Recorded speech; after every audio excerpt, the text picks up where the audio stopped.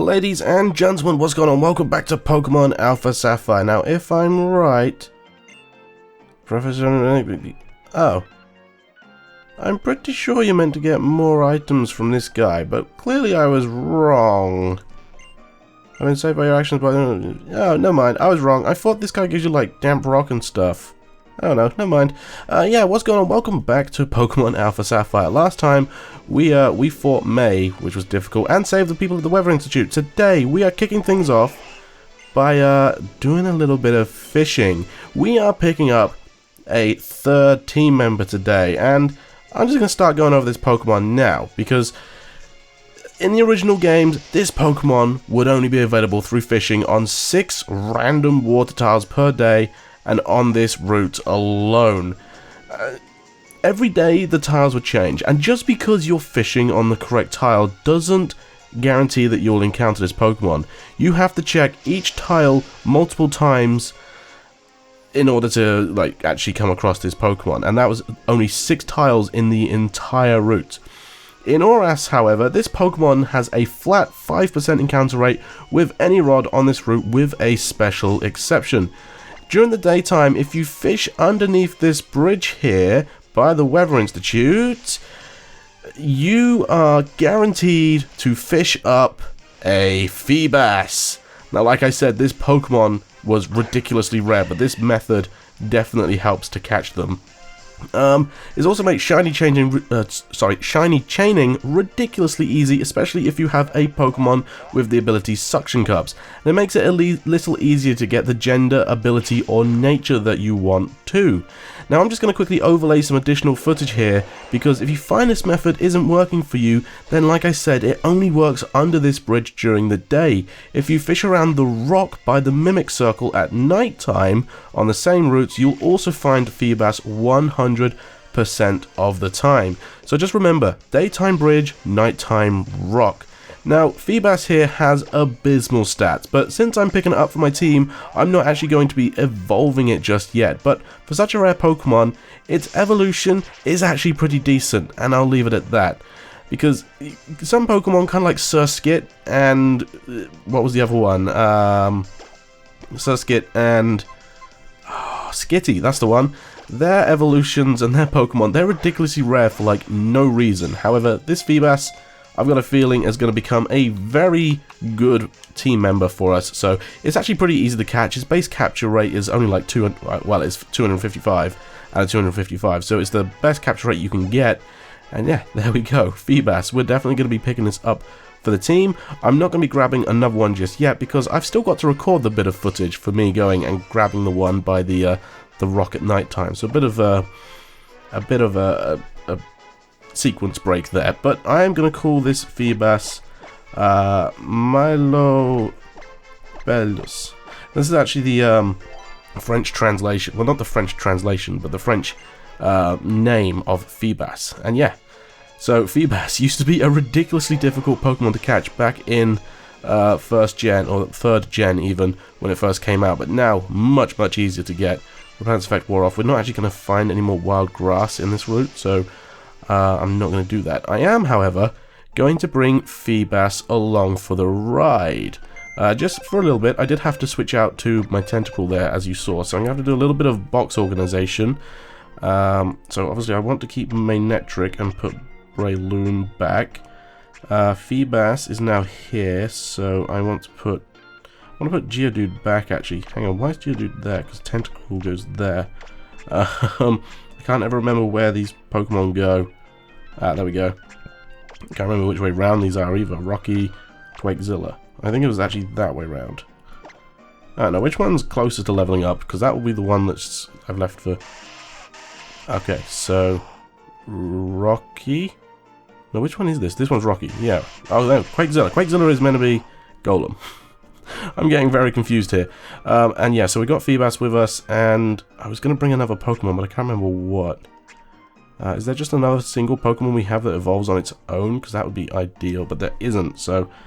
I guess we'll just take Grimer. Why not?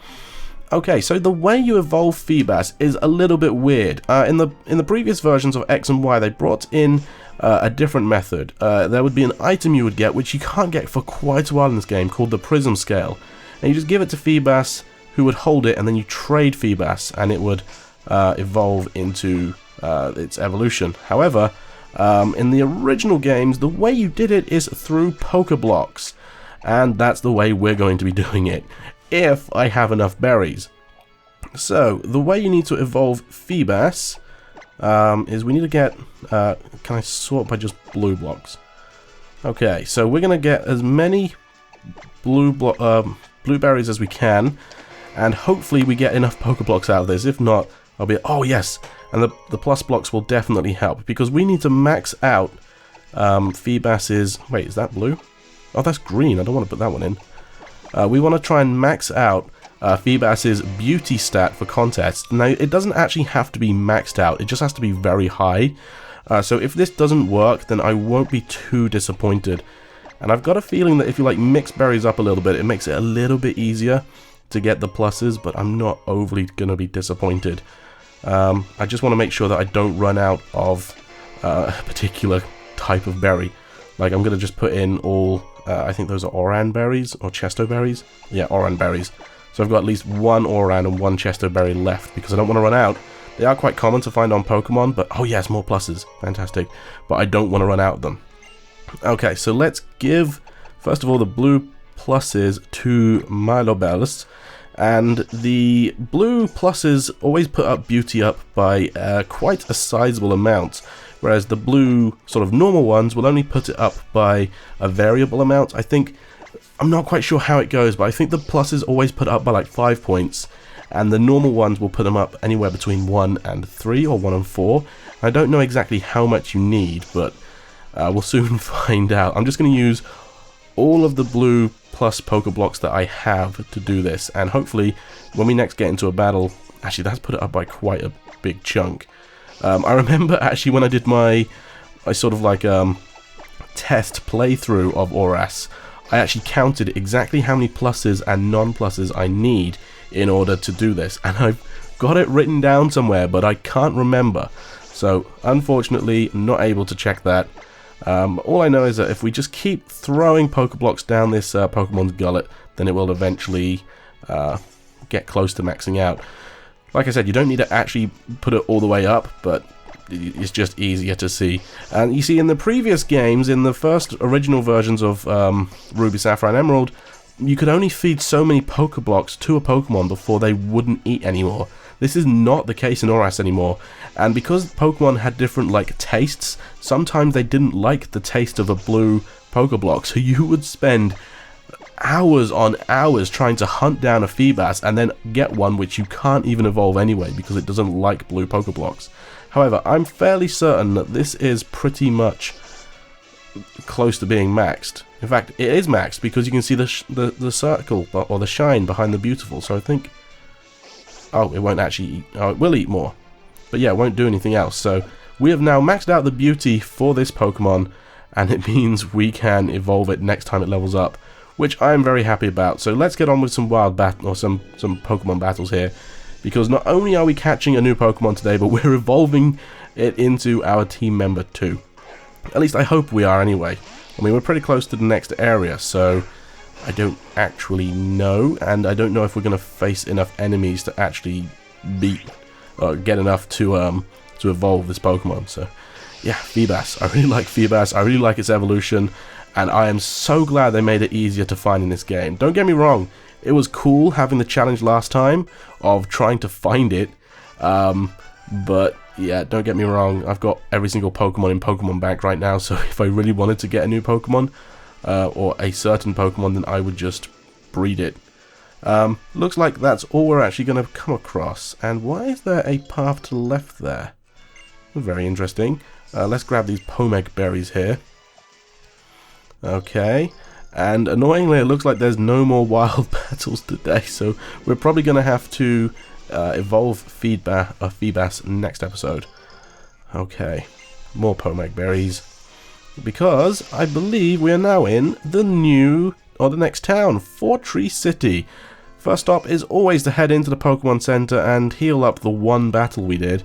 Kind of seems a little bit redundant since we were just at the Weather Institute and it was like right next to this route. But there we go. Such is life. Restored Pokemon to full health. Okay, let's talk to this guy. What do you say? Listen, kid, are you working on a Pokedex? Go to Safari. Safari's on a route 121. That's my suggestion. Yeah, we'll get there eventually, guy. Seriously.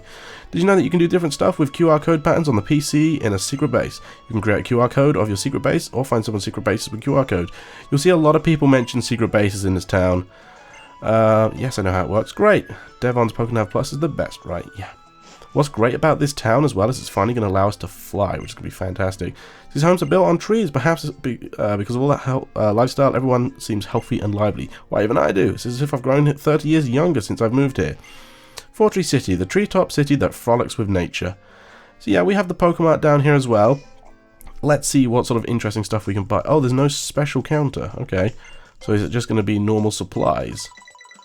Annoyingly so. I kind of need to stock up on more super repels since I use a lot trying to get the stuff for Feebas. Super repels last a long time and they get the job done. They're much better than regular old repels. I know that, and they're much more cost efficient than max repels. I always stock up on more items than I think I'll need. You never know what happens, but it's better to be safer than sorry. You're just a little kid. How would you know about stocking up on items? You didn't get enough pocket money. Some Pokemon evolve when you link trade them with friends. Thanks for that. Okay, up we go. Chicka, chicka, chicka. Gonna take a while. There we are. Hello. Living on top of trees is fine, but sometimes bug Pokemon come in through the windows. It can cause quite the fright. Yeah, I can imagine. Oh, there's a Electrike there. That's pretty cool. Pokemon and people have adapted to nature to survive. There's no need to make nature conform to the way we want to live. I really like the look of these houses, by the way. Climbing up and down. Living here is a ticket to health, eh? Why don't you just use this to stay in shape too? And she'll give us the stairs. Okay, my house is on a tree, so maybe I should build a secret base by the sea. So yeah, the stairs are pretty neat because they allow you to access different areas and secret bases which you couldn't normally access, I think. I can't remember. The tree house and Fortrees are great. I think it's #1 town from living together with Pokemon. You think, eh? And I'm just going to ignore that Electrike. Over the bridge we go. And there's the gym down there, giving us a little preview. And there's Steven. Huh. Okay. Here we have the Flag Town. Hello. Yo, Dazza. I knew we'd meet again. What? You didn't know where you are? This is the Secret Base Guild, of course. Huh? What do you mean you never asked? Oh, you no need to be shy, my boy. The Secret Base Guild is here to fully support everyone so they can have a secret base life full of adventure. We can give you hints on how to enjoy your base and items you can't get anywhere else. And best of all, coming here means that you can always meet me anytime you want. Thanks. You know, Dazza, that reminds me, you still haven't made yourself a team, have you? See, a team is made up of, like, the pals that hang out in your base with you. I guess you could just call them friends, but doesn't team sound cooler? When you meet people in other bases, you can ask them to join your team. Nothing wrong with playing along, of course. But having some pals around can sure liven things up in your base. If you haven't tried it yet, I think you ought to give it a shot before you write off. Oh yeah, you've been collecting flags, little pal?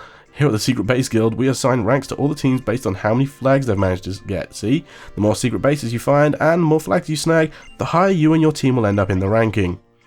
Huh? You want to know why we do that? Ain't it obvious? It's more fun that way, but a rivalry gets everyone fired up. And doesn't it seem full of adventure to be on an endless hunt for more flags? The higher your rank gets, the richer your base life will become. You'll see. So go out there and find those flags and bring them here to show me. So let me give you a gift to my fellow base fanatic for coming so far to see me here. And he'll give us a proclamation. Okay, a proclamation will let you set the battle format that will fly in your own base. There are lots of decorations with special and cool effects like that. Whenever you get a new bit of swag for your digs, check it out to see what it does. And enjoy the base life. So yeah, something which we're not really going to get into. Decks and chairs, so we can buy stuff. Which you can't really see a preview of. I thought you'd be able to see a preview. And what about here? Posters, I think. So gym statue, tall grass, comfortable bed, red spin mat, stuff like that. And they're just little kids. It's weird. I'm buying a pretty desk and I'm going to build it in my secret base. I'm going to put a lot of Azuro dolls on my desk and on the floor. Right, you. Hi, do people tell you that you look like a Pokemon Ranger? Yes. I knew it. I just knew it. So that's what I've got it set as, remember? Are you inviting pals to your secret base? You can invite up to 5 people as your pals to your base. There are many different types of people with different special skills. For example, I'm an ace trainer and good at doing exercise with Pokemon. True. Decorations you buy here are sent to the PC exclusively for your secret base. How great is that? You would even become greater if they were delivered to my home too. So yeah, the secret base thing is interesting, but it's not something which I'm really willing to put the time into for this Let's Play, unfortunately. Basically, it's kind of long-winded, especially considering you need to get 1,000 flags for the top reward, which I would say is worth it if you didn't have X and Y, but yeah, I'll get into that later on. Okay, what about in this house? Because there's something we need to set up in one of these houses. Hi, there's this Pokemon that I'm looking for. I want a Spinder. Do you have one? Would you trade it for my Skitty? So, a pretty poor trade here. If you couldn't find a Skitty on Route 10, whatever it was, you can get one here for a Spinder. Like, don't know why, but there you go. Trading Pokemon with others. It's as if you're trading your own memories with other people. Can I read this? No. That's a shame. Okay. I like how these are decorated, though. They look pretty good. No, go back up. Go back up. Thank you. That's the only thing I don't like about this. You can't sort of stop going up and down things. Okay, one more house here. Actually, there's another one. Hello. People, Pokemon. Their hidden powers are awakened by living nature and environments. Let this old woman see if your hidden power has awakened. Let's see. I hold a coin in my hand. Now tell me, which hand holds a coin, left or the right? Left. No, too bad, you guessed wrong. Okay, I remember the pattern here. I believe it's right, left. I think. You are correct. Let's try again. Holding hand, right. Correct again. Try once more. Holding hand. And left. Splendid. Your hidden power has awakened. Here, take this and awaken the hidden power of your Pokemon too. So we get TM10 hidden power. Now, originally, let's see. Hidden power varies in type depending on the Pokemon using it. Yeah, originally the power depended, or the type and power depended on your Pokemon's individual values, IVs. But now it's only the type, and I think it's base 60. It's locked to base 60 power, which is interesting. I'm just a powerless old woman, but I can tell you the type of hidden power your Pokemon would have, if you like. So this is pretty cool. If you're looking to put hidden power on a Pokemon, say Rex, then he would have a fighting type special attacking move with 60 base power. Is it 60? I forget. I'm pretty certain it's 60. Right to the bottom. Yeah, 60. So it's just a cool way to get a different type move onto your Pokemon based on their IVs, which is pretty neat. Hello. Seeing your Pokedex just reminded me of something. I met this trainer, Steven, when I was searching for rare stones. Ooh boy, he had some amazing Pokemon with him. They weren't just rare, they were trained to terrifying extremes. He might even be stronger than the gym leader in this town. Oh. What's that thing you have there? Oh, it's called a Pokedex? It's really awesome. Anything behind? Nothing behind? It's Vine. Speaking of Vine, I'm gonna walk over to this next house. Hello. Sniff, you smell singed. Were you at a volcano or something? I thought he was gonna start crying. What do you say? By being together with Pokemon, people make more and more friends, and that brings the world closer together. I think it's wonderful. And you're interesting. There, Go Bird Pokemon. Don't even call it Wingull, don't even call it by its name, just say Go Bird Pokemon. Heh, I asked my Wingull to run an errand for me. We'll get into that a lot later on, but it's kind of cool. It's sort of like setting up a mini quest. That's not what I wanted to do. And because I don't want to trigger Steven, I want to go to the gym. Because the gym is where we want to be. And the gym is where we're going to get our next gym badge. Except, we can't go any further. There's an invisible obstacle in your way, and you literally can't go any further. Which is a huge shame. Right, so I think without triggering the Steven debacle down here, I think I'm going to end things off. So, thank you all very much for watching this episode of Pokemon Alpha Sapphire. Join me next time when we're going to see what Steven wants and hopefully get towards that Fortree gym. So, once again, thanks for watching, and I, of course, will see you all in the next one. Bye-bye.